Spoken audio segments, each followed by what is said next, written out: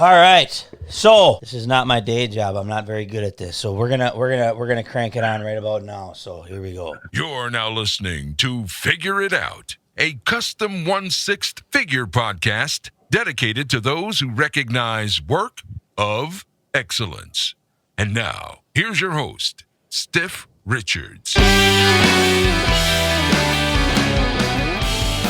What is going on, my friends? Stiff Richards here, back again with, look at us. We're doing another podcast early in the morning on a Friday. All right, so welcome back to Figure It Out, the favorite podcast of everybody, because it's the only podcast we have in this community, so you have no choice. We have a very, very special, highly anticipated guest actually on the line right now. He goes by none other than Ron Ezekiel Milan, a.k.a. JoeBizz34. I know a lot of you guys watching know who JoeBizz34 is. Joe, Ron, you want me to call you Ron or Joe? Hey, whatever you feel comfortable with. Ron's good, Joe's good, whatever. So, okay, so a lot of you guys watching know who JoeBizz34 is. He is referred to in this community as one of our OGs. He has been around longer than me. I remember coming into this hobby and I actually stumbled upon, it was his video. It was a Michael Myers compilation type video. You had a whole bunch of Myers figures, and I saw that, my jaw dropped, and I was hooked ever since. So I know a lot of people can relate that they stumbled upon your videos on YouTube, and the rest is history. So how you doing, sir? I'm doing very well. Thanks for having me on. And I haven't actually talked to you one-on-one in a while, so this is cool to catch up. Yeah. I mean, I'm just doing my thing like I always do. It's funny that you mentioned the Myers part, because that's kind of like the same thing that happened to me back in like 2010 or late 2009. I kind of got roped into this because it started with like commercial stuff, but then I saw a video way back when of Magnus doing a Silent Surfer custom Myers. And when I saw that video, that inspired me and kind of sent me down that rabbit hole. And then after that, I had discovered One's Customs and so on, and saw the Myers he was doing at the time, and so on and so forth. So yeah, that we have that in common. So, Myers was definitely Myers is still the go-to for a lot of people. I remember seeing that exact same Silent Surfer Myers video that Magnus put out. He started it for a lot of people as well, such as yourself. How long have you been collecting this, sir? How did you stumble across this beautiful hobby of ours? Do you remember? Yeah, I mean, I know this might make a lot of the high-end collectors out there hiss, but it actually started with an Iron Man figure from Hot Toys. Nice. Yeah, because, I had always, I think as you referred to me in the past as a big kid, I've always been somebody that always liked to collect this stuff, ever since I was young. And I was an only child, so I always, kind of grew up with being on my own and kind of entertaining myself, as far as, I didn't have siblings. I didn't have like brothers and sisters to kind of bounce off of when I was a kid. Right. So I was always into movies. I always had a good imagination. I always was creative. I used to like to, draw and paint even when I was a little kid. Started out with doing model kits when I first moved to New Jersey, because I had no friends out here, and I was still kind of in between the leaving the teenage age to the adult age. It was like pre-college kind of thing. So, I started doing model kits and started getting into building them up and painting them. They were characters. So that was like my first introduction into kind of like building up and collecting movie characters, Huh. And then from there, it graduated in the early 2000s. I started getting into upgrading the low-end Hasbro Star Wars figures, which at the time was the only choice we had. That was before any of them were doing like anything like that was considered more high-end. Right. And I stumbled upon a guy that was on rebelscum.com at the time, which was like a Star Wars fan page that shows old stuff. Obviously, that's another one of my passions is Star Wars. And he showed like a lot of pictures and tips of how to like make these figures better. And he said the clothing's good, but the bodies suck, and the head sculpts aren't painted well. And he showed like how to like make them better and improve on them. And that kind of got me in that frame of mind of starting to deal with like the 1/6 scale and figures that were not plastic but had real clothing. Right. So that was kind of cool. So that kind of graduated me from there. And then late 2000s, around 2008 or whatever, when the original Iron Man came out, one day I was just kind of like, man, I'd love to have a cool Iron Man on my desk and something that lights up, or that'd be kind of cool. And I'm thinking like NECA or something stupid like that you can get like in Toys R Us or whatever. And I just happened to see the Hot Toys one. It was the Mark IV. And that was my first, that was like the first, and it was on pre-order, and I didn't even understand the concept of pre-order back then. I was like, why is it not ready now? I don't get it. And, I bought that one, and then from there it started with Hot Toys, Sideshow, this, that, and then eventually stumbling into the custom world, which then I became appreciative of that. And again, it was the Myers video that started it.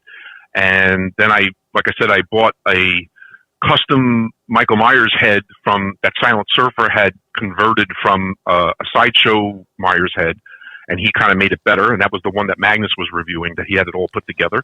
Got a pair of the Saturday Toys coveralls. Oh, the Saturday Toy coveralls. Yeah, that was the go-to. Those were the ones, huh? Yeah, I mean that was before anybody was doing them, on that, as far as that level. That was like the best choice at the time.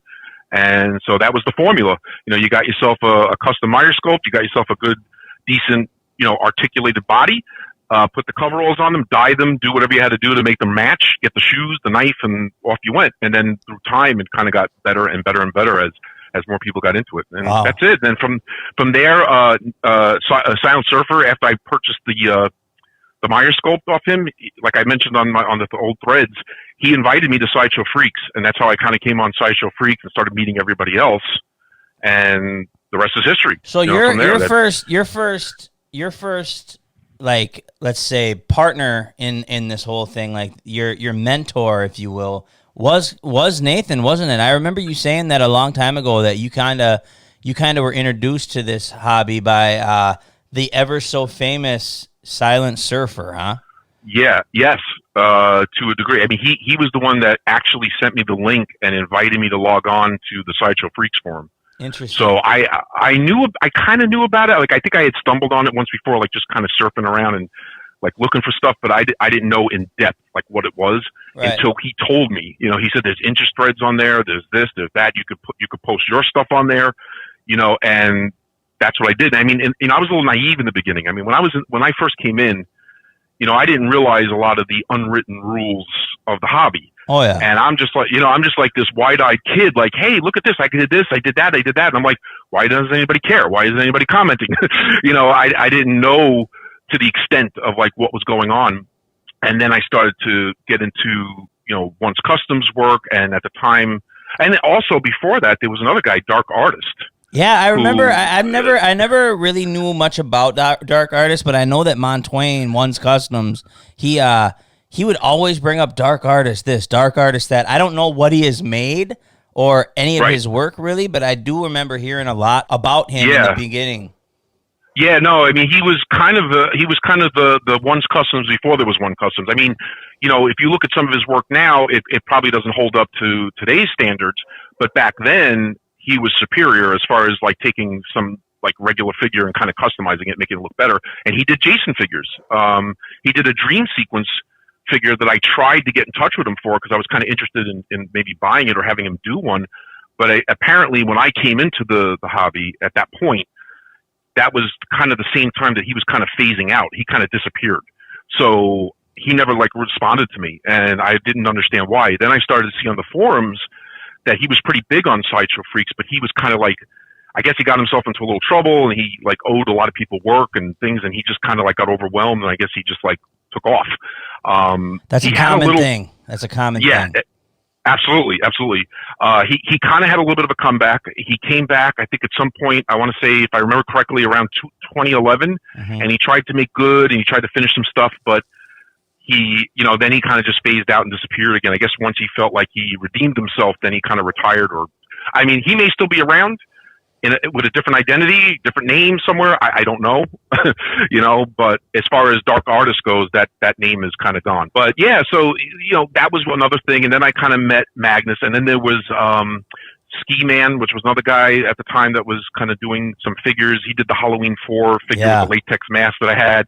So he was kind of like, he was kind of involved with the hobby, and he was kind of competing a little bit with one. And I kind of my thread became a little bit of a war zone between him and and one at one point. I kind of got caught in the middle of some stuff that they were kind of like disputing over because I was buying that Myers figure.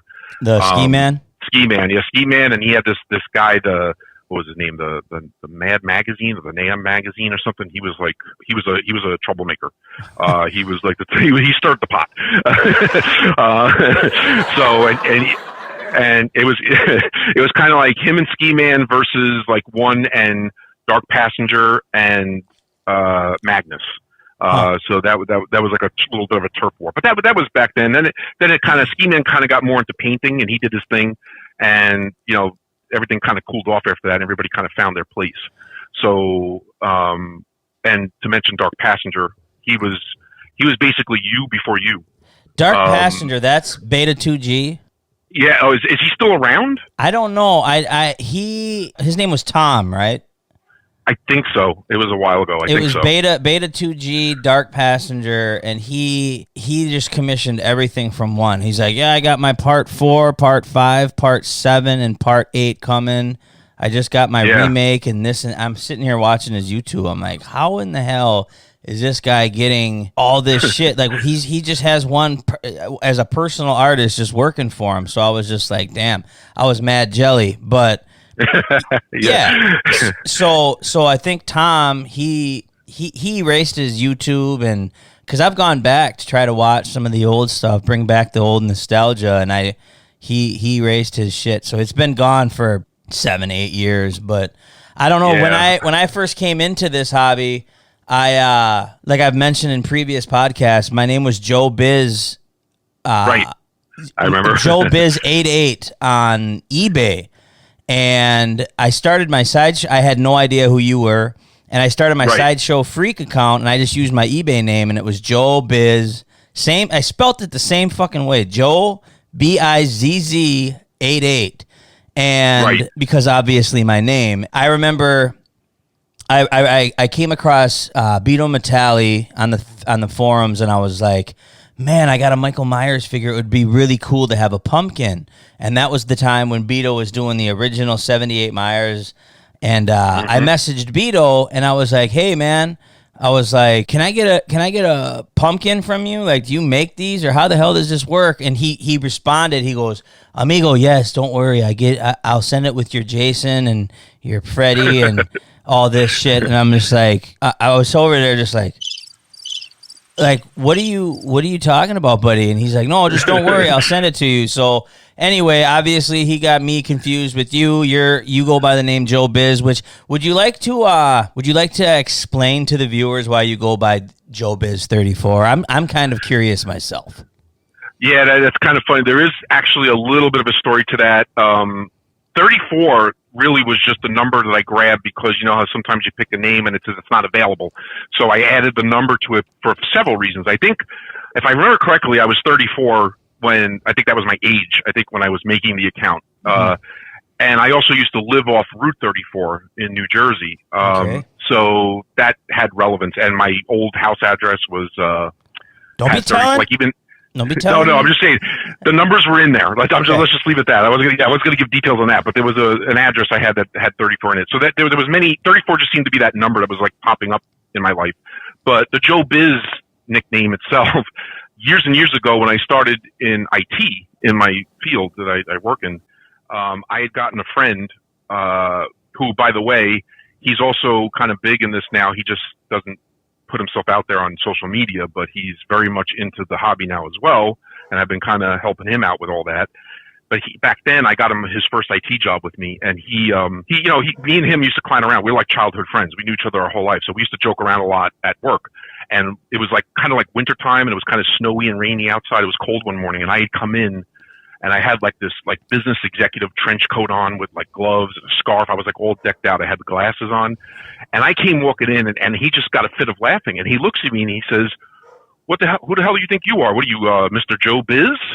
And I said, yeah. And I didn't even know what the hell he was talking about. I guess it was like a slang for being Mr. Businessman. And I said, yeah, that's right. I'm JoeBizz. And then that was it. It just stuck. I just started using it for like, usernames, and it just became my alternate ego. So that's how it came about. So you come walking in looking like fucking the Matrix, and he's like, "What are you, Joe Biz?" Exactly. That's exactly as quick and as informal as it happened. All right, and well, it's just kind of stuck with it. So now we all know there's no biz like JoeBizz34. That should be your new slogan.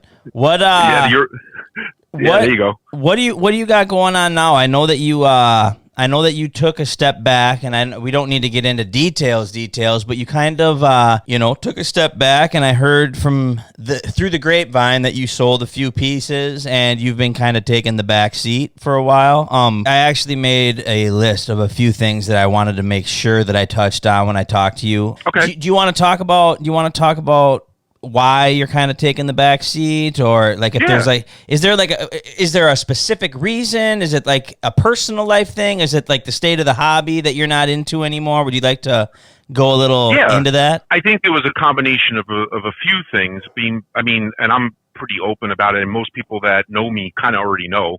Some people that will listen to this will probably already know. But I went through a separation and a divorce that I'm still kind of dealing with because of this whole COVID-19 thing. It kind of delayed. I should already be divorced by now, but I'm not. I'm at the final step. I just need the final court date, and it's finished.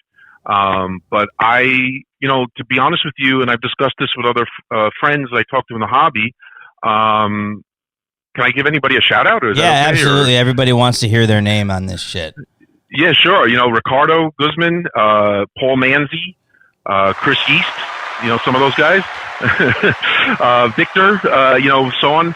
I spent a good amount of time talking with them, and it kind of was therapeutic. It kind of helped because they were kind of still discussing things with me when I was kind of in that back seat, as you say. Right. And I never really totally left, but I did kind of take a step back as far as participating and making videos and buying things. I always tried to keep up with the Halloween videos, but I wasn't. Dude, you better not ever fucking stop doing that. I don't know if you have talked to JMD, but not recently, but I have, yeah. Right. Shout out to JMD, my buddy John. I talk to him like every other day. We talk about everything outside of the hobby too. He's a great friend of mine, and let me tell you, he fucking loves the fucking Halloween vid. I remember hearing that you were leaving, or that you were like taking the back seat and you sold a bunch of shit, and I told John was like, "Hey, have you talked to Ron at all?" He's like, he's like, "I haven't seen a video from him. He's been real quiet, blah blah blah." And I'm like, "No, I don't know. I heard that he's going through some personal stuff." He goes, "Well, he better still make that Halloween vid." And like he literally genuinely loves your Halloween vid. It like motivates his ass. So you better not fucking scrap the Halloween vid, because people like us need that, Joe. Ron. No, I plan on continuing it for now, and if everything works out right and I get everything that I need to get before that time, I should have a pretty big one. Yeah, you just bought a figure. You just bought a figure through me, so that'll be a good one to add to the old vid. Oh yeah, absolutely. So absolutely. Halloween is your thing, or what? I know it's my thing, but I know that you've always kind of the one thing that I respect about you is you have collected high end. Real quick. Anybody listening that can hear my fucking dogs in the kennel barking, they're pissed. They're pissed because I didn't take them to the PARK yet, and they can hear me talking, and they're just like, "Hey, you fucking lied about that. You said you were going to take us," because they have their shock collars on, so they know.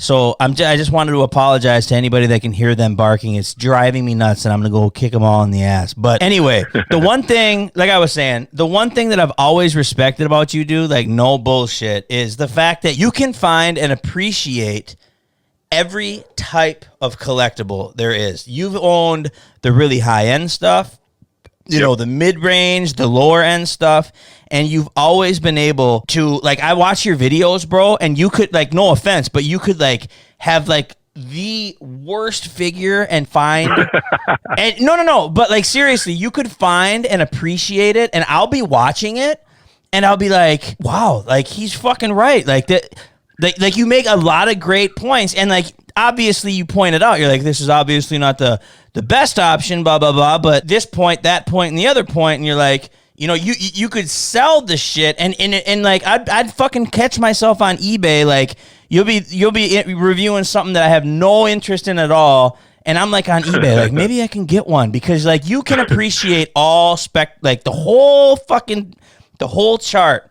Me, I have some sort of fucking mental problem, and I'm only like, okay, so like I just was talking to my buddy about the new iPhone coming out. I will not buy the mediocre iPhone. Like I need the most gigabytes. I need the biggest fucking screen. I need the most expensive shit. And like that's a problem, Ron. Like I wish it wasn't like that. And my collecting habits kind of reflect that as well. And it's honestly, dude, it's kind of embarrassing. Like it makes me look like a fucking like an elitist, like a dickhead. And you're like, all right, well here's the Rain Man Pee-wee. Here's the Rain Man Wonkas. Like you've had amazing pieces, but then you can also find and appreciate, the lower end stuff. And that's honest to God, dude. I'd give you a hug in person, because I truly, genuinely in my heart appreciate that you are fucking real like that, dude. And I've always wanted to tell you that. I just don't think I've ever gotten around to it. But anyway, I appreciate that. Thank you. No, seriously, like that's fucking sweet. I know that what is I'm kind of all over the place now, just fucking riding the Joe Biz train here. What I wanted to ask you, and this is a question I haven't asked you, so it might catch you off guard. So you've sold a lot of things, correct? Because you're going through all those personal issues. Am I right? Yeah, I mean, I didn't sell everything. I sold a couple of good pieces. I did need money at the time for one reason or the other, mainly because of what I mentioned earlier. Right. And I also sold some lower end stuff too, like hot toy stuff or stuff that, like my friend I mentioned, my friend Rick, I'll give him a little shout out, even though nobody knows who the heck he is. He is collecting like that kind of stuff. So I sold a lot of stuff to him. Paul Manzi, me and him worked out some sales and trades. Paul Manzi will I've became real good friends with Paul over the past few months. That fucker could like have you ever seen those like YouTube videos? They're all over, where somebody starts with like a paper clip and like trades it. And then he could trade the paperclip for something, and then it turns into like a fucking like a houseboat or some shit. He'll trade anything. He'll be like, "Hey, you want a kitchen sink? I got you, bro." So I've always respected the hell out of that. Like Paul Manzi I told him, I'm like, bro, you need to take your fucking ass to a car dealership, like a BMW or a Mercedes, and you need to get your ass into car sales, because he's a fucking genius. The guy's a genius. Well, you're right, and we've had me and Paul have talked a lot too, and he does kind of have my mindset a little bit, where he's similar with me in the sense that he does give other artists a chance at times, right? And there's times that he, because I think what it is too, and I think he would agree if he was listening to this. Well, he will be probably at some point. That we see the value in something, maybe not necessarily price value, but sometimes, like you said, there's like a little Easter egg, there's a little gem in something. Like say somebody puts up a Freddy, right? Yep. Just as an example, a Freddy Krueger, right? And you say, you know what, that's not the best head sculpt, but you know what? That sweater is pretty damn good. Or that glove is good, and it's a reasonable price. If I get my hands on that, maybe I can upgrade it further and make it into something better, And I think because Paul has that mindset too with weathering and doing his dioramas, the Distress Labs, by the way, another shout out for him and Chris. Yep. He has that same mindset where he looks at things sometimes and says, you know what? The head sculpt might be a little weak, or the shoes need to be replaced, but overall it's a gem in disguise, that kind of thing. And I think I always had that mentality because, like I told you, the way I started out was I started out kind of being trying to be more on the customizer side, like not to compete with like One and do figure runs or anything like that, but I dabbled in it. I did some sculpts. I sold some. I did a Leslie Vernon a long time ago. I did a chrome skull. I did a. Oh, I remember that was really fucking sweet too, bro. Yeah, and That's I have probably no, that's probably why though you and Paul like can find those gems and turn them in. Like, right. bro, I can't draw a stick figure, so that's why I'm like iPhone 13 fucking 500 gig, like, because I have to buy, I feel like I have to buy like the Beatles and the Rain Mans, because bro, there's no way that I'm gonna take a fucking half-ass or mediocre Freddy Krueger figure and like take the sweater off and buy a body and swap it around. Like, I can't do that. Right. So kudos to you for being able to do that shit.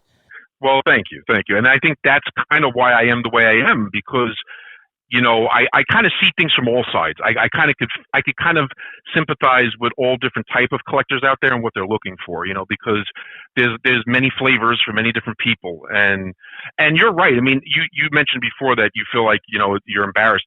There's nothing to be embarrassed by it. It's like, that's how you want to collect. And there's other people like you that will just strictly collect high end and that's it. Then you have other people that maybe can't afford it or their taste is a little different. Right. I have that can't we all just get along kind of mentality. You know that. So that, yeah, I must have drove you fucking crazy. I know that me and you even butted heads because, like, dude, I came into this and I was kind of egged on by a couple of artists actually, where it was like, dude, it was like I came into this shit and I saw this whole hobby. It was kind of like a Batman movie to me. I saw the people that kind of watched, those were the good guys, or I saw the artists as like the Batman, and I saw certain collectors that would call out the artist as the Joker. And I know that's kind of a weird comparison or analogy, but I'm just saying, like, I saw this whole hobby as it was kind of a game, and I knew going into this shit that like drama and controversy just was a huge seller. So, yep. And to be quite honest, I didn't plan on being around very long because I didn't realize how deep this hobby got. Like, I have a real passion for it. Otherwise, I wouldn't have been doing this shit for 8-9 years. But I thought when I first came into this, like, One's Customs, I remember I was sitting there and we were FaceTiming because One was fucking dead broke on an iPad. Like, he didn't even have a phone and shit, and he had to use Wi-Fi. Shout out to Montwain. I'm not trying to clown. He's going to call me and he's going to be like, dude, what the fuck you telling him about my Wi-Fi? But no, One, at the time, he wasn't doing hot. He wasn't doing the greatest. He pulled himself out of that, but we used to FaceTime because it was free Wi-Fi in the hotels and shit, bro. I don't want to hear it, but no, seriously. I remember FaceTiming him and I was like, bro, who's your favorite artist? And he's like, man, probably Rain Man. And I was like, Rain Man, that sounds cool. What does he do? And he sends me the website back when Rain Man had his website. And I would go through it and I was like, who the fuck in their right mind would want a Willy Wonka? Who would want a Doc Holliday toy? Like, it was like, I want the Freddys, the Jasons, the Myers, the Leatherfaces. So basically, I didn't see myself ever buying this shit. I thought I wanted a couple pieces. Like, I wanted a Hobo Myers, I wanted a Dream Sequence Rob Zombie, and maybe an original classic Michael Myers and a Leatherface, and I was out. So point of my story is I just came into this shit like guns blazing because I didn't give a fuck what people. I didn't care about my reputation. I didn't care about what people thought of me because I was on the phone with One's Customs. One's Customs was the only artist I was gonna buy from, so I was just gonna stir the pot, and I was gonna be like, "Do you know how I got these scars?" And and that's how it started, and then it just kind of fucking it. But you want to know something? I don't mean to cut you off, but yeah. I knew that. I mean, you and I in the beginning had a lot of conversations, and you even said you wanted to help me a bit because you said, you should be, if you collect some high end stuff, you could be a bigger deal because, like you said, to appeal to that kind of audience. And I agreed with you. And you're right. Like, who the hell would want a Wonka or a dude? Like, I looked at those things like, what are people crazy? But then I had my situation with the Wonka that you know very well with my grandmother, and there was some relevance there. And so it kind of helped me dip my toe in that world. But I knew, that's why I always kind of got a kick out of you because, like, I knew kind of what you were doing. And yes, sometimes we pissed each other off or we didn't agree on everything. Yeah. And I used to say to you, bro, just ease up and be more likable. Yeah. And you're like, I don't give a fuck. Right. And I wanted to kind of like tell you that because I felt like the saying goes, you attract more bees with honey, right? And especially like if you're kind of like putting the entertainment spin on it, and you want people to listen to you just like now with this podcast, you try to take a step back and maybe just kind of see other people's point of view without like getting into fights. The thing is, dude, honestly, and I just cut you off, I'm sorry, but it's like, no, that's okay. After it took me about 5 full years, and as well as I know, dude, I fucking battled with people. Like, yes, I know. It was bad, and it came to a point where I found myself, I had all these figures, and I wanted to protect the artists and their work and the value of my shit and my friend's shit. I used to go on OSR, absolutely. Bro, and I used to literally, bro, like, I'm talking 800-900 comments, and I was going up against fucking everybody, hundreds of guys. And I was like, fuck you, your shit's dumb. And it was ridiculous. And you know what the thing is it finally came to me where I was like, damn, everybody collects for different reasons, Joe. This one kid came up to me, and this is exclusive news on the old fucking, what is this, Figure It Out podcast. Dude, my dogs are I'm about to whip. Can you hear my dogs barking in the background? I can hear them a little bit, yeah. But it's not distracting. It's okay. All right. So some kid came up to me, or he didn't come up to me. He fucking messaged me he messaged me on Facebook, and he said, dude, I am not going to lie to you. I've been really in a dark, dark place. And he's a younger kid. And he said that his parents went through a divorce and that his sister moved. He only had one sister or some shit. And his sister had moved to his grandparents and he was all alone. And he said that he came across my YouTube channel, and then I can't remember, he mentioned another guy. I don't remember who it was. It was like some random like Funko Pop channel. And he said that he was been contemplating suicide, and he was telling me that, I don't really want to get too into details, but he was telling me like a lot of rowdy shit. And he said, I just wanted to thank you because your videos make me feel better. And they're funny. And he made a comment. He said, I wish I could collect like you, but I've been poor my whole life. And he just went on and on about it, and it kind of hit me like weird. It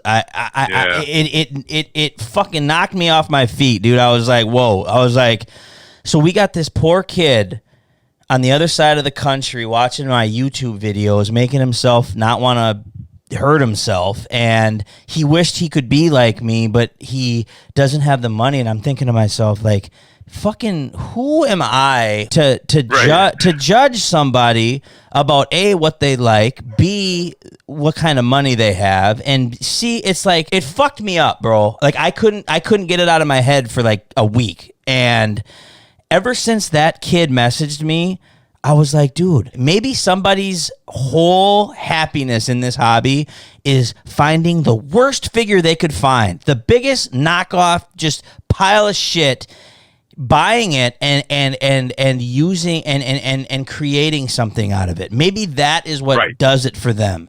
Maybe exactly right. Maybe somebody is into piecing shit together, like buying the head here and the clothes here, and maybe their motive is to maybe their goal is to try to make the greatest looking figure out of the most sourced parts possible. I just realized finally that this hobby, what am I trying to say? It has layers. It has layers. There's something in it for everybody, right? Right. That's depending exactly on their passion. Right. Yeah. So I finally realized that there are layers to this. I do know what you're trying to say. Like, I get it. And I guess that's kind of always been my motto.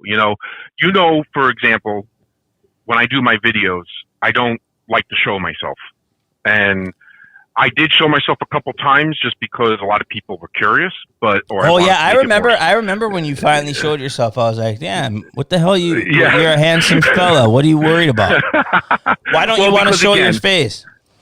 Because I always felt like, the videos was not about me. It wasn't about me trying to be a celebrity or anything like that. It was just about showing the work, showing the figure. Right. And that was always my thing. And I wasn't, listen, everybody's a critic. I've gotten all kinds of comments on YouTube. Some I had to erase because they were just that nasty. Oh, I've had them, bro. Don't fucking think I haven't. Yeah. It's been rowdy. And that's fine, but it's not like I can't take criticism, but there's sometimes people get a little too detailed on what I should be doing. It's like, dude, listen, I'm not a pro. I'm not pretending to be a pro. I'm just an average Joe. I guess another reason for Joe Biz. Ooh. Just an average, just an average Joe trying to do a video. If anybody's curious about it or is on the fence buying it, I'll tell you what my points are with it and go from there. But you were talking about that kid that affected you. I'll tell you a quick story with that because, believe it or not, doing the videos, it's kind of what kept me in this hobby. I was very discouraged in the beginning because, like I said, in the early years, in that 2010, 2011 era, there was a lot of cutthroatness going on between these artists, and there was a lot of fights, and it was at its peak. It was coming up strong, and there was a lot of competition, and people didn't want to, if you weren't offering a run, or if you were somebody that didn't sculpt as well, or if you couldn't. They didn't give a shit if I showed a nice figure that I reworked. They didn't give a shit if I repainted the head. They didn't give a shit if I, and that's fine. And I used to get kind of discouraged, well, what the hell am I doing? Why am I even bothering? Right. And then one day, ironically, again, it was an Iron Man figure that I reviewed. It was my very first one. I really, really, really fucking hate Iron Man. I know, and that's kind of ironic that's kind of what sucked me in. But I reviewed the Mark II or whatever it was, the one that's all silver, the old one. I sold it. I couldn't tell you which one. That's cool. That's fine. No, it's all good. So I reviewed it, and a funny story. I reviewed it, and some people commented, and I started to notice that that was my in. More people started to notice me because of the videos. So I realized, okay, maybe this is my niche. Maybe forget about trying to sculpt or trying to, maybe this is where I'm meant to be, kind of. The so video I guy? More. Yeah, right. And I said, well, that, it kind of gave, I kind of got to know more people because of it. And then I did, this is funny, I did a review of the black suit Spider-Man, that with the Tobey Maguire one from a while back. And I guess because I worded the title wrong, I put in the title, JoeBizz34 reviews the Hot Toys 1/6 Black Spider-Man. Right. And I didn't put suit. And I guess that piqued a lot of people's curiosity. What does he mean by Black Spider-Man? And the next thing you know, that video took off. Really? And I had 6-figure views within a month, and I couldn't figure out what I did different with that video. And then the next thing you know, YouTube contacted me and said, we want to partner up with you. You can put ads in your videos like a lot of people do.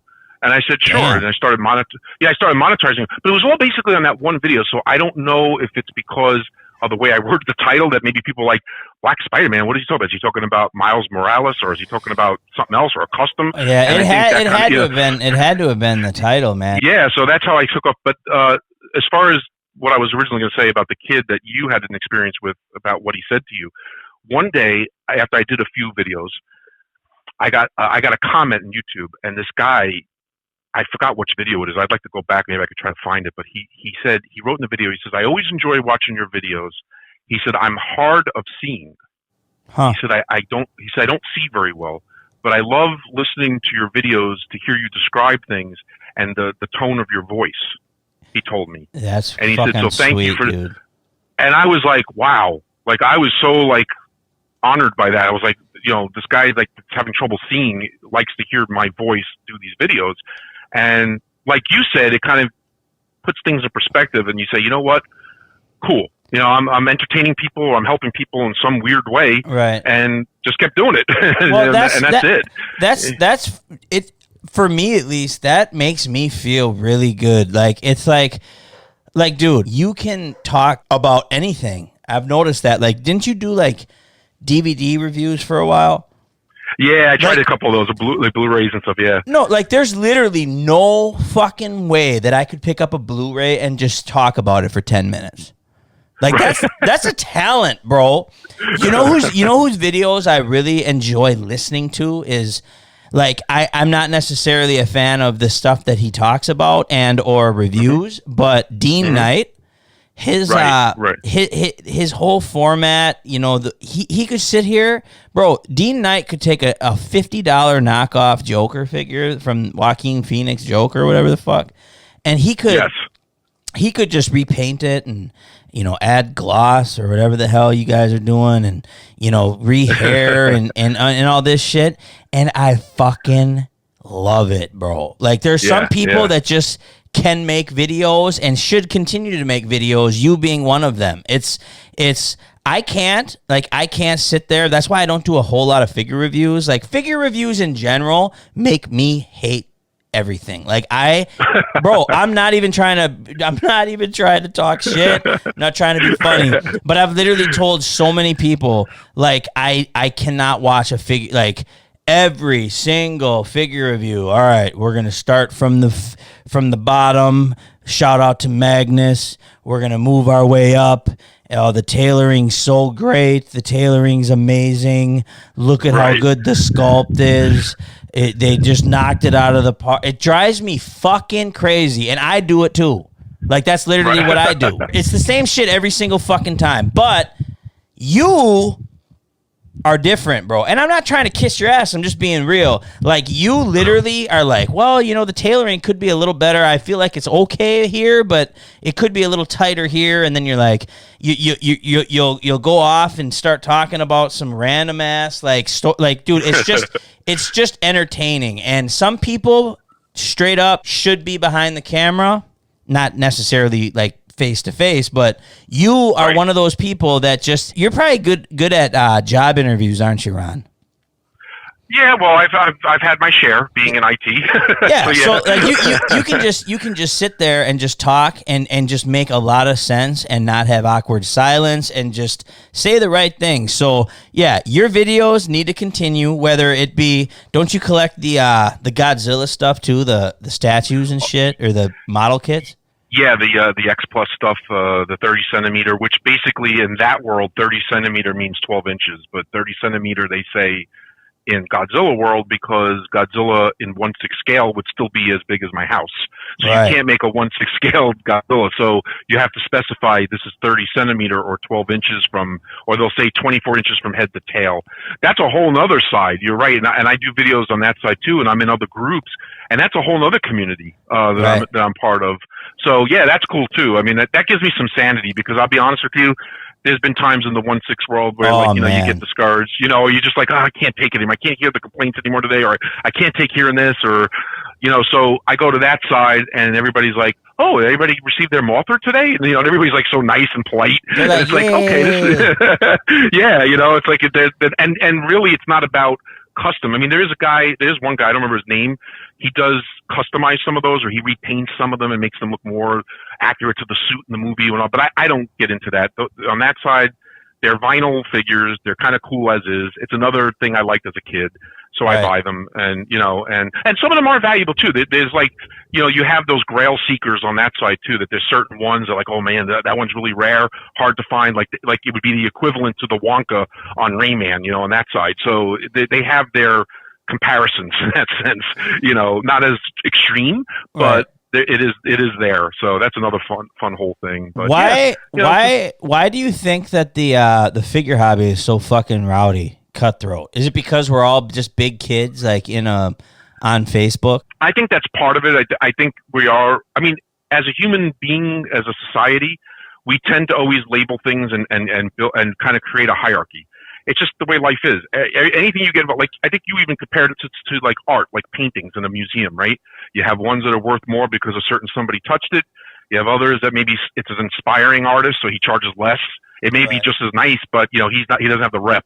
And I think there's just that natural cutthroat. There's a lot of people trying to get noticed. You got a lot of painters, a lot of customers, a lot of people, that are just trying to kind of get in there. And it's hard. It's hard with the When you think of horror, you think of Beta Metalli, you think of One's Customs, but then you have like the other guys kind of creeping up, like Legio 7 is doing some good stuff, and I've seen an improvement there. You got Creep Customs, you got these other, like Horror Handmade is another guy that's making some cool leprechauns and stuff, and I got one.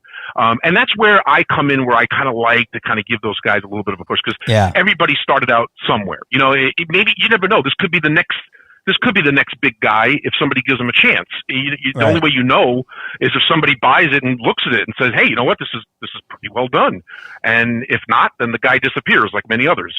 And just to be clear, because I know we've talked about having, being more sympathetic to the different types of hobbies. I will say this: I don't condone or I do not support recasters. And I think that is wrong on every level. Mm-hmm. If people buy a knockoff or if it's by accident, I'm not going to hang them on the cross or anything. But I used to, but I've gotten better. Yeah, I mean, there is a market for that too. I mean, look, take people that collect those Transformer figures, right? Yeah, and they are out there with knockoffs that they don't even hide it. Like, you go on Amazon and you look up a Bumblebee or some shit like that, and they're like, "This is a KO." And everybody knows, and Amazon's selling it, and everybody is okay with it because it looks like the original and it's half the price. Some people just want to save money. And again, why they want to save money, we don't know. Are they poor? Are they, underprivileged? Whatever. And I can't really judge them. Right. But, if you kind of carry that over to the 1/6 world, it's a little different. But at the same time, there may be some people that are doing that because of one reason or the other. So I get more annoyed at people that are trying to make money or trick people. Those are the people I hate. I don't like the people that are pretending to sculpt and do their own work when all they're doing is modifying a recasted. Some people just don't know. I know there's a gentleman that watches my videos. I don't say names, but shout out to you, buddy. I think he's a younger kid. I got like 10, 12, maybe 15 messages on Instagram of a screenshot. He had like a Rob Zombie Michael Myers head from One's Customs, and it was painted all white. And there was a lot of pitting on it, and you could tell it was a recast. And everybody's like, this guy's selling recast, or he was making a run of 10. And the old stiff Rick would have been like, "Hey, what the fuck are you doing?" But instead, I was like, "Hey, buddy, you know that's a recast, right?" He's like, "Oh shit, really? I bought it on eBay. I had no idea." So yeah. Some people literally don't even know what the hell they're doing. They don't know it's a recast. But the people that try to come in here and try to trick shit, like the other day, I saw a Redman version 1 Bill the Butcher being sold on eBay as a full original Rain Man piece. And see, that's not cool. No, dude. He had even printed out. If I can find the fucking ad, I erased it right away off my phone, but I can try to find it. I'll put it up on the screen. This guy had like a fake COA and everything. It was bad news, dude. You can't be in here trying to rip people off like that. That's the shit I don't like. Listen, if you want to buy a Redman figure and you don't want to advertise it or whatever reason, you buy a Redman figure, you keep it to yourself for whatever reason, maybe using it for parts. But when you go out there and they'll say, "Hey, this is a Rain Man," that goes to a whole nother level of wrong. Right. Now you're trying to dupe somebody and rip somebody off with money, and that's just not fair. And eBay is very broad. There's a lot of eyes on eBay. People that don't know shit about this hobby, they just stumble on it. Like, "Oh, that's a cool figure. Oh, how much is it? Oh, who's Rain Man? Oh, okay, I guess it's worth a lot. Let me pay for it." And then you find out, later that you got duped, and that's not right. Did you see my Redman toy unboxing? I think so. Did you do that like a little while ago? Like where I fed it to my dogs? Yes. Oh my god, bro. Well, see, this is where you come in, man. That's why you should still do videos, because you do have a satire approach sometimes where people are very interested in seeing that kind of stuff, and it's funny, and it also gets frustrations out. It's like throwing a fake brick at a football game when you're mad they didn't make a play. Bro, I got. Well, first of all, I've done that, but second of all, when I had that video up, bro, I got fucking hammered. They were fucking just tearing me up, bro. I had to take it down. Nenny D hit me up. He goes, "Why would you put yourself in that position? Like you're just setting yourself up to get attacked." And I was like, "Yeah." I took it down, Yeah. but yeah, dude, fuck the Red Man and all that shit. Like, bro, have you noticed that Rain Man isn't doing figures anymore? That I talked to him, and he literally said, "Bro, I got sick of the Red Man. I can't do it anymore." Like it kept him awake and shit. So people can sit there and try to fucking support Redman and say that, you know, hey man, we don't have, you know, $2,000 to spend on a figure. Like I get that, but now guys like me and you who, you know, would love to see more Rain Man work, we have to suffer the consequences because Rain Man, he said he's not making figures anymore. I want to mention two things about that. Number one, I think his new dude sculpt is outstanding. Yeah, it is good. A lot of people had an issue with the size and the paint. Yeah, it still looks great though to me. I mean that looks like awesome with that smiling expression, and the paint work on the hair and stuff I think is nicer. What do you think? As far as being... What? Go ahead. My bad. What do you think of K. June's dude with the real hair with the fucking... Have you seen that? That looks awesome. Yeah, that looks good too. Man, I have seen that. That is sweet. Yeah. And you're right. And see, that's what I'm saying. Like, I do appreciate that kind of art and that kind of work. It's like, just because I may be more accepting of somebody with something cheaper, it doesn't mean I don't get it. No, I know. I always told you that too. You know, and I'm proud to own some of those figures as well. There's one dude in particular. I want to say his name just to call him out, but and the others that I mentioned earlier know who I'm talking about, but I don't want to start any trouble. There's one dude right now that is reluctant on trying to do Myers sculpts, that he's a complete phony, and I was the first one to call him out. I'll drop it. I'll drop his name. Can I drop his name? Or we don't have. Go ahead if you. I don't know. I don't know his. I don't know his name. But is it that Yondo fucker or that? Well, yeah. He changed his name or whatever. Like everybody. Okay, so for the record, I don't know what I'm talking about here. I don't know this guy. I don't know anything about what he's doing, but I do know that I've literally had, bro, like 2-3 dozen people over the last year and a half message me. They're like, this guy is fucking full blown ripping off all these artists. Like he's taking a sculpt and he's slightly modifying it. He's adding a little epoxy like to the fucking neck area or maybe a little cheekbone or some shit. Then he's casting it and then saying, hey, pre-orders for this and shit. Like, is that who you're talking about?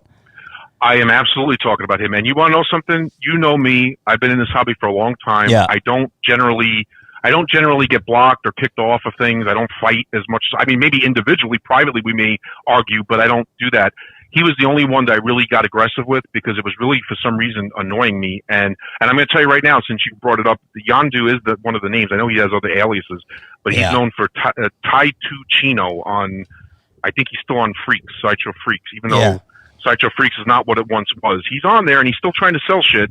And he's still trying to claim it's original. And let me tell you, the only reason why I'm poking at him is because he kind of came at me first. On my YouTube channel, that very video that you were talking about, that you said sucked you into this, where I was showing the Myers, he posted a nasty comment on that channel, and he thinks I didn't see it because he deleted it. But you know how sometimes you get the notification on your phone? Yeah, I get it. Yeah, right. And he told me that, oh, that sucks, you know, the good Myers, but you need to get real head sculpts to replace or something like that. It's something to that line. So I'm like, who the hell is this guy? Right. So I went to go look, and then I saw the comment was deleted. So I started like paying attention to this guy. Mm-hmm. And all of a sudden I started to see what he was doing. And I said something to him on Facebook, and he blocked me. He blocked me on Facebook immediately. And he didn't block me on Sideshow Freaks, but I didn't say nothing because, to be honest with you, I don't know how you feel about Sideshow Freaks these days. I haven't been on Sideshow Freaks for a year. Yeah. It's a wasteland. It's a wasteland now, and he's on there trying to lure all people that maybe don't know any better. And I feel like I'm doing a public service. I think we both are right now, mentioning him. Because I'm trying to find his Instagram right now and letting everybody know. I messaged a couple of people that I know what the deal is, and I'm like, what's the story with this shit? And they're like, this guy fucking recast. That's Yondo. Blah blah blah. Hold on a second. I'm gonna get his Instagram. He And he always plays the victim. He always he does, I don't get it. They're just jealous. They don't understand. Dude, it's not that. We know what you're doing. Right. It's like you're not fooling anybody. And I think bringing up Dean Knight, I don't know the guy. I don't really talk to Dean Knight, and I have nothing against him. Right. But I know he kind of showed some of his work, and maybe at the time he didn't realize either. And I tried to reach out to Dean to tell him or to ask him about that guy, and I never got a response. So I don't know if his name on Instagram is Chino Does Art. Chino_does_art. His name is Tattoo Chino. Commissioned sculptor and painter in 1/6 and 1/4 scales, winning sculptor painter. This is the guy that you're saying is the the recaster. And what's funny? Like, he's not even as far as from my opinion, as far as how he interacted with me, he's not even nice about it. He came in very cocky, very nasty, and like I said, if he didn't do what he did to me, I wouldn't even known about him. Right. He kind of brought my attention to him by doing that. And then I started to see what he was doing, and I was like, "What the hell is this guy?" And then it was so obvious. I mean, we've been through it enough now to know when somebody's up to something. You know the signs. So it's like, dude, come on, Right. And then everybody's like, "Wow, excellent work, dude." He's recasting Mad Bug sculpts somehow, and he's modifying them, and then he's saying like he did it. It's like, come on, So I mean, I'm not normally the type, as you know, to kind of single people out, but I think in this case, it needs to be known because I hate to see, people get duped. Again, I don't know this guy. We've never talked. I've never messaged him. He's never messaged me, but I know a lot of people have caught on to the fact that he is doing something fishy. So, yeah, that type of shit. I don't fuck with that. I mean, maybe he is sculpting some shit that is his. But like you said, I've seen definite Mad Bug heads that were retooled and reworked. I mean, maybe he didn't know at first. Like, that was a huge no-no. Like, we've all came into this hobby not really knowing. Maybe he didn't know at first that fucking people aren't idiots. Like, they know what's possible. But I mean, it'd be different if he was just like, "Oh yeah, like, sorry, I didn't know," but like, instead, he's going on your channel talking shit, saying that your shit looks horrible, and it's like, bro, who are you? Who in the fuck are you to come here and talk shit about my shit? Yeah, it's like, Jesus Christ. So it's like, at least be humble about it. Yeah, fuck that. He obviously, people in the community's small, and if the community's onto your shit, the only customers he's gonna have are the new guys. And I'm not gonna say names, but I've messaged a few new guys that are like repping his shit on Instagram. They're like, "Look at my new head." I'm like, "Bro, isn't that the fucking guy that everybody hates that says that he's recasting this and that?" And I don't know. I'm like, well, now you fucking know, man. He's gonna see this. Someone's gonna send him this, and they're gonna fuck you, bro. Fuck you. Anyway, so let's change topics. We don't need to give that guy any more clout. You're absolutely right. So let's talk about. I've always wanted to ask you this: who is your overall favorite artist in the hobby? If you had to pick one artist. Okay. Pound for pound. Yeah, I know it's very tricky because there's so many different aspects. But pound for pound, blow for blow, swing for swing, whatever they say in boxing. Who is your favorite overall 6th scale artist? It could be a fucking sculptor, a painter, a full figure artist, like in general. Well, it's probably close to a draw. So, I could give you my 1 and 2, and if that's okay, because I'll tell you, because at times they flip flop each other depending on what mood I'm in. Okay. But I have to go with One's Customs as one of my favorite. Yep. You gotta go. You gotta go with One's Customs. I gotta go with One's Customs because he was there right from the beginning. He was one of the people that influenced me to come in. Traditional sculptor, still to this day, 2020, still traditional sculptor. Yep, exactly. And I just like his style, when it comes, because horror is one of my biggest things, the way he dirties and weathers the figures up with the blood, and he's not scared to kind of go there and kind of give that realism to it and that grit, and he's just constantly trying to improve himself. I mean, sometimes it could be frustrating too, because you buy something, then he comes out with something better, and you're like, oh shit, like now Right. I want that one. Yeah. But I guess in his sense, that's repeat business is a good thing. So he's smart there, and he's always improving himself, and he's come a long way. I mean, I've seen the guy from the beginning to now, and leaps and bounds. I mean, he's just constantly Improving. on the upswing, is right, improving. So I got to go with him. Plus, I think the speed that he does the work. You wait a little bit, but within a few months, you're going to get some sort of update, or you're going to get that figure. Yep. And it's amazing that he could do that kind of stuff at that kind of quality and still be able to get it to you without you waiting a very, very long time. Some of his shit Now, takes too fucking long, though. Montwain? Well, when he does his one-offs, I know he does his special ones sometimes, and I know sometimes he takes a little longer with those. So, well, that's technically, fine. people need to know that out of all the artists, like, one is probably the least amount of wait time, if you really think about it. Like, if you go up to, like, just say Rain Man or like a K. June or a Johnny, no offense to you guys, I know you're waiting on tailoring and stuff, but one, he has the benefit of being able to work on the clothes, and he does everything. Him and his wife actually do the tailoring, so he doesn't, he gets to work at his speed. But if you were to commission a piece from, like I said, like Rain Man, for example, you're waiting a lot longer than you would be for a Once Customs commission. So his turnaround time isn't as bad as people think. But go on.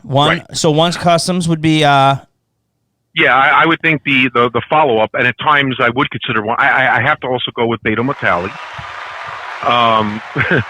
Beto Metalli, and I'm interrupting, my bad. Beto Metalli, I asked him about it. I don't know if it was on the podcast or just a conversation. He doesn't even consider himself an artist. He says, I'm a figure set designer. He doesn't want to be an artist. He's a designer. So, right. So it's very interesting that he said that, because it's like, he does a lot of 3D stuff.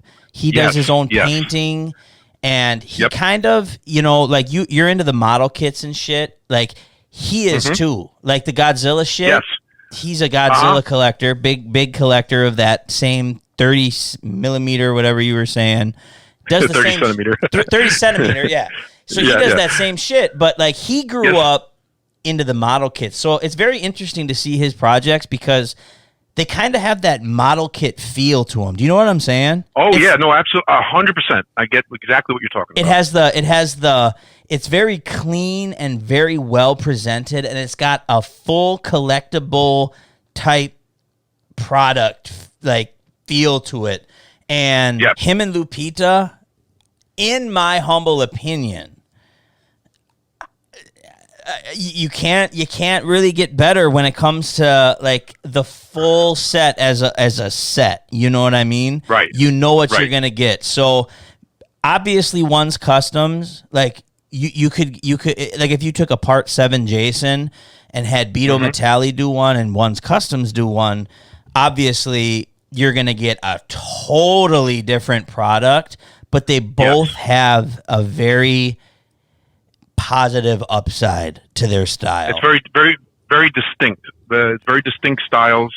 Beto Metalli tends to go more clean and more like screen accurate. Like he's more concerned that he got the pockets exactly right, or he got the zipper exactly right. Oh, and he is not fucking around with that, bro. Like, dude, with the Leatherface chainsaw, let me tell you, this fucker, Beto Metalli will literally buy, like, okay, so he's doing the H40 Michael Myers, right? He bought, like, he spent like 5 days, he said, online, finding the exact same size, color, and pattern of the undershirt and the coveralls used in that film. He was wearing, bro, no bullshit. Exclusive news on the old... What the hell is this called again? Figure it out. Figure it out.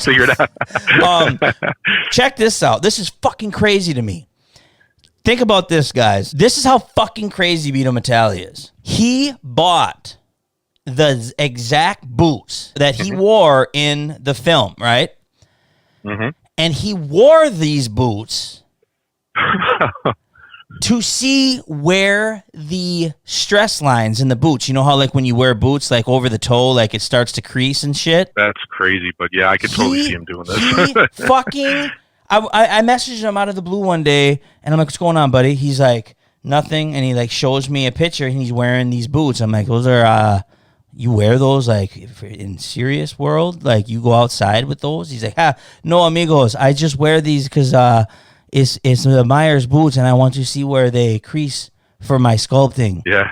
Like, bro, you cannot, whether you like Beto or you don't, or you get frustrated with him because of wait times and shit, you cannot fucking hate on that. Like, when you get a Beto product, dude, that shit is gonna be fire. And that's one thing that I've always respected. Beto will not put his and Lou's name on the product unless it's pure fucking fire. No, that is 100% true, and I think that's what you just said. The frustration with the wait time, mainly is because he does take his time to do that kind of research too, and like you said, he's a perfectionist, and he's one guy that I will say that whether he does a run of 5 of something or it could be 20, 30, whatever, they all look almost identical. Like it's like he makes sure that everybody's getting that same quality with each one. Right.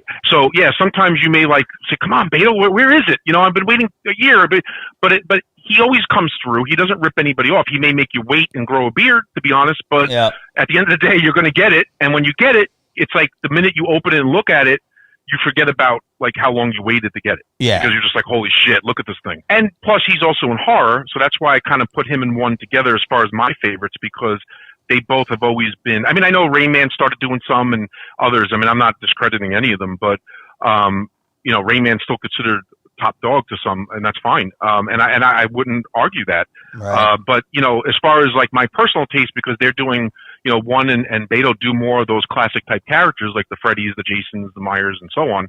I tend to gravitate more towards both of them for one reason or the other. So that's what I would have to say. But again, can't we all just get along? There's also, here's some exclusive news here on the old Figure It Out. We're going to do a little, no, seriously, I don't know if I should say this. They're going to come back at me and be like, what the fuck? But here's exclusive news. I need one of those little news alerts that you know what I'm talking about? They do it on the radio. Oh, but yeah. Absolutely. Me and Beto Metalli and One's Customs are currently possibly discussing I can't say it. Okay, fuck it. There's possibility of a collab. Really? Yeah. Wow, so that would be pretty epic. I know that one a long time ago. When I actually spoke to him on the phone for like the first time, he mentioned that he always wanted to try to do something with him. Yeah, that was years ago. Yep. I was talking to One. This was a while ago. And I was like, bro, you need to do a collab run with Beto Metalli. And I was talking to Beto. And I was like, Beto, you and One's Customs need to collab. He's like, yeah, let me talk to Lou. We've discussed characters. I don't want to get too far ahead of myself, but it's definitely something that has been discussed in a serious note. But like, bro, I'm telling you, if you take a Beto Metalli product and then you send them to One for like accessories and fucking weathering and, paint, like, bro, shit's going to be fire. I don't know if you're allowed to say, but any thoughts on who the character would be? See, that's the one thing that I didn't want to say. I'll tell you this: I'm gonna get my ass chewed out. I'll give you a hint. Okay, there's 2 characters being discussed, and it's a mainstream horror character. Okay. So I'd like to take a guess, and you don't have to tell me if I'm right. Okay. But I'm going to say what I think. So in case I'm right, you could say, well, he said it. I'm going to say Pinhead. But I can't see. You're killing me, bro. I can't mention it. But I'll just say for the guys watching and the gals possibly, there is possibly a Beto Metalli and One's Customs collab run coming out, sometime within the next year or 2. So that'd be fucking sweet to see. I think it would be absolutely amazing for the horror community and the hobby in general to see, because people have always been like, oh, One's Customs versus Beto Metalli. They're like, I'm Team Beto, I'm Team One. Like, to see both of them, get together and collab on some shit would be absolutely fire. And do like a limited run of like 15. That would be amazing. I just like to say right now, I'd like to be on that interest list when I think that happens. Sign me up. I'm on the interest list too. Me and Ron, we're number 1 and number 2. There you go. So we're going on past an hour here. Let's just ask a couple more questions, and then because again I have to edit this out, and that shit makes me want to die, and it takes forever. So let me ask you this: what figure in your collection right now? I know you said you sold some stuff. What figure? What's your favorite figure in your collection? Like, if you went down in your collection room right now and you looked at all your stuff currently, what is your favorite piece that you own as of today, July 15th? What day is it? Fucking 20th, 25th or something. Yeah, 25th of 2020. What is Ron Milan's? Did I say that right? Favorite figure? Yeah, close enough. Yeah. I you know what? I think just because of the whole mystique of it and the whole story of it and just everything we went through, I still say that Wonka is my guy. You still got Wonka. Do you have Pee-wee? No, I did sell Pee-wee. But I can't. Bro, I fucking sold Pee-wee too, and it sucks. Pee-wee's cool. But I got a safety net with that. I sold it to that friend I was talking about. So I still get to see it. And if he ever wants to get rid of it, at least I know where it is and I can get it back. That's true, so, yeah. What, I got to go with Wonka because that's just when you think of this hobby, you think of Rain Man, you think of the story. Wonka just seems to always be that it, not necessarily the best looking figure anymore. But did you see the Denny Kim Wonka? Yes, I did see that. See that. It looks good, but let me tell you, for all the people that have messaged me like, "Oh, you better sell your Wonka, bro." Let me tell you. Remember when Denny Kim did his Doc Holliday and it was unpainted and the head sculpt came and it was like, "Oh my god!" And people were freaking out about "You better sell your Doc Holliday from Rain Man." It's like, bro, this is the elitist part talking in me. At the end of the day, like you can have a good looking Wonka head. Go ahead, throw paint on it, throw hair on it, put some Iris clothing on it and get a little Oompa Loompa. It's still not a Rain Man Wonka. And I don't give a fuck what anybody says. They get mad and hate and kick and cry. It looks better. It looks whatever, blah, blah, blah. Like, bro, like you said, the hobby, the Rain Man, the character, like, bro, when Wonka came out, that was the most magical time and the highest point. It was a game changer. Definitely. And that figure set the bar. And you know what I'd like to compare it to? Like when you talk about let's do a movie analogy really quick. When you talk about like movies that are classic, right? You could say, okay, like let's take Star Wars, for example, because I love Star Wars, right? Yep. So you take the original Star Wars from 77. Now you show it to somebody today, they look at that thing and they'll say, oh, that looks fake, or that thing looks like it's on strings, or the effects aren't as good as the newer ones. That may all will be true. I mean, that's a perfect way of explaining it. Right. But there's still, it doesn't replace the nostalgic and the fact that this started it all, and as far as that franchise, and it'll always be the best. Exactly. And that's how I look at certain figures like Wonka, and there's others, but that one in particular, like you said, it started the ball rolling. And yes, somebody may come out with a perfectly looking Gene Wilder Wonka that technically is better from head to toe, but it doesn't take away the nostalgicness of this one. And bro, the fact that this was first. I'd fucking, like again, I said earlier, I'd hug you if I saw you in person, because that is exactly the way I feel. It's, I'm just really bad at comparing and explaining shit like that. But that's a perfect way of saying it. It's like the original, it's like the Texas Chainsaw Massacre 2. It's like some of the kills in that movie were pretty cringe. Right. But, and like you could take like the remake Texas Chainsaw Massacre. I mean, that is like way more realistic and way like more creepy and scary and blah, blah, blah. But it's like, bro, it's a remake. Yeah. You get what I'm saying? It doesn't make it the remake a shitty movie. I love that movie. But it's like, Yeah, bro, absolutely. you got to respect the OGs. You got to respect where everything came from, and Wonka is that. Yeah, I mean, without the originals, there wouldn't be remakes to be made. That's it. You know, Right. you have to have the original first. Do you have any? So I agree. Do you currently have any Beetle Metalli pieces left? Oh yeah, I do. I have. Oh God, now you put me on the spot. What do I have? I have a Freddy. I have a Freddy from him, a part 1. I have. God, I'm going to shoot myself after we get off this because I know I have some more that I'm forgetting. Yeah, you still have the Ash? I do, and I actually recently reacquired one. I actually got rid of that one, but I reacquired one that came with an awesome diorama of the house from Ricardo, my buddy Ricardo. He sold one for really fair price, so I have him again with the whole diorama of the house behind him, which is really nice. And I also have. I do have another Beta Metalli Ash that was kind of I guess customized into looking like a part 1 Ash. But it's just kind of to me, that's background fodder, just to kind of, and I have a custom, what's that guy's name? The guy that gets possessed, his friend Ed, oh God, I can't remember the guy's name now. I think his name was Ed that gets possessed, and there's somebody made a custom of him that I have displayed with Ash. So yeah, I'm covered in the Evil Dead department. And it's still a Beta Metalli Ash. So, do you have anything on pre-order currently besides? I know you got the One's Customs Leatherface, which is fire. I have the Leatherface. I have his Jason X2. Oh, that's right. That I'm waiting for. That's gonna be kick ass. I'm not really normally into concept figures, but again, one's the only one that kind of tempts me with those because he makes them so good. Yeah.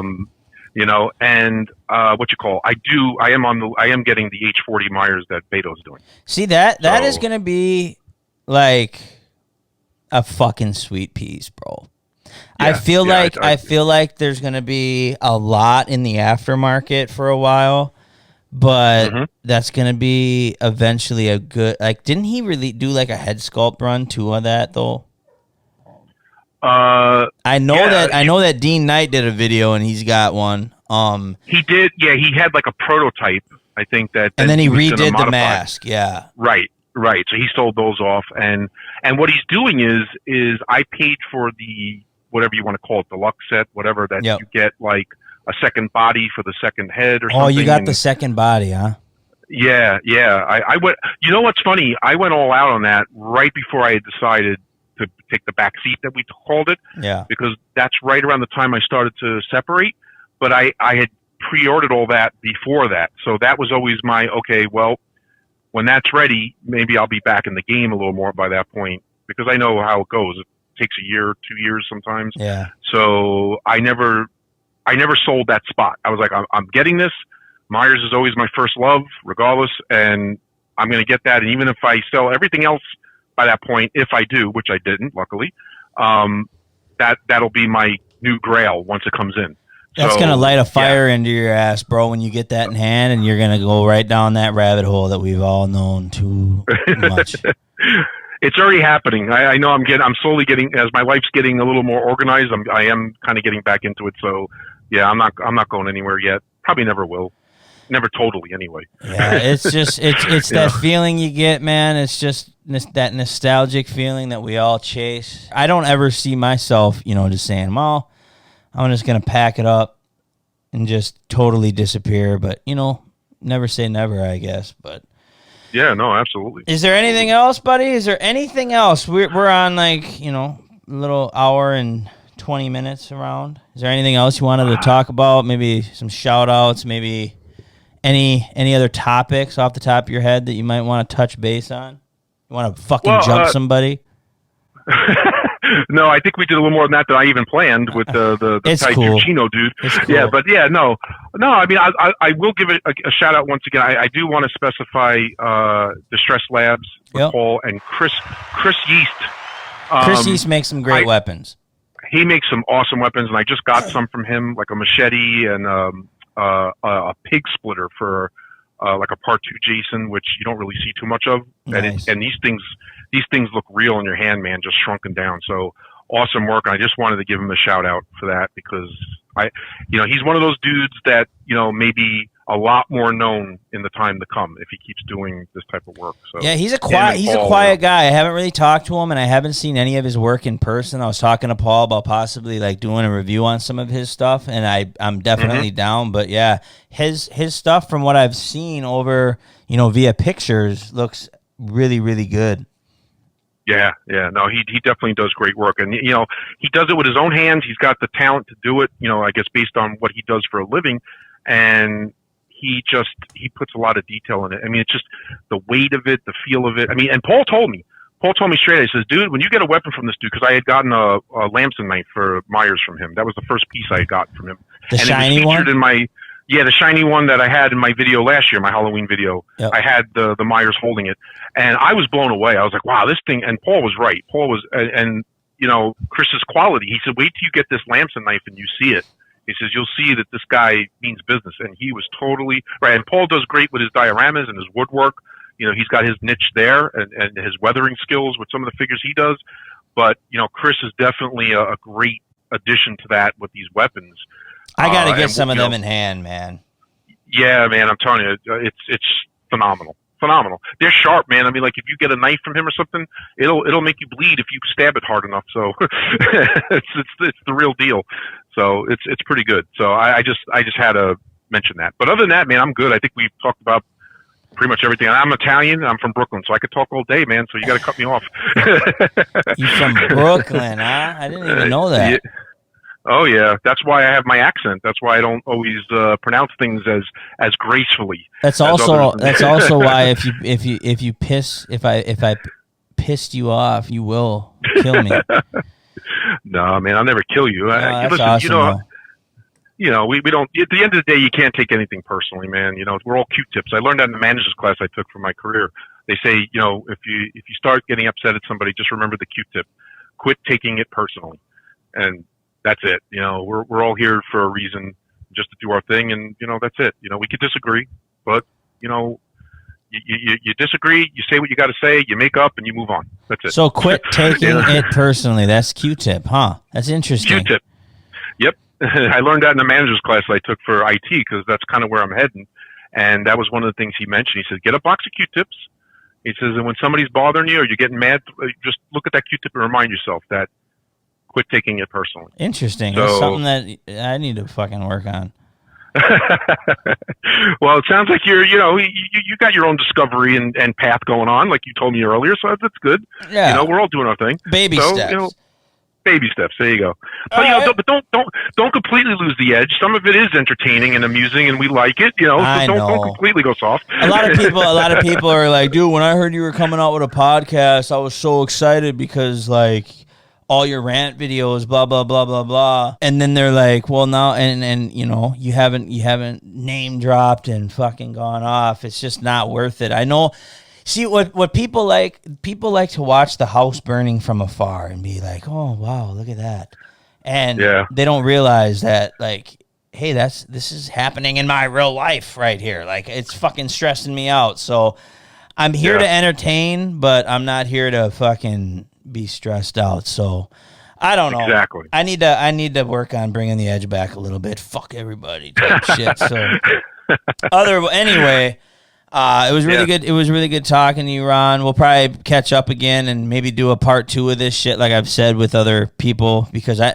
You said, we could sit here and just bullshit and talk about this hobby all day long, but I have to edit this. I really do. No problem. I really do appreciate you spending the time in your workday to talk about toys with your old boy, Rick. Thank you. I appreciate being on and being one of your episodes, man. This is awesome. Right on. So for all of you guys watching, I'm going to put the link in the description to JoeBizz34's YouTube channel. If you guys aren't subscribed, make sure you check out his videos. They're awesome videos. He's the OG of the custom hobby. Do you have an Instagram at all that you want to shout out, or just basically your YouTube? Yeah, no, I'm on Instagram too. JoeBizz34, I believe, Instagram doesn't make you use real names, so I'm on there as JoeBizz34. So if you search that, you'll find me. I don't know the exact link, but I am on there. I can put the link in the description. Check out Ron, and that's all I got today. So Stiff Richards, JoeBizz34, Figure It Out podcast. We are out this bitch. Later. Nice.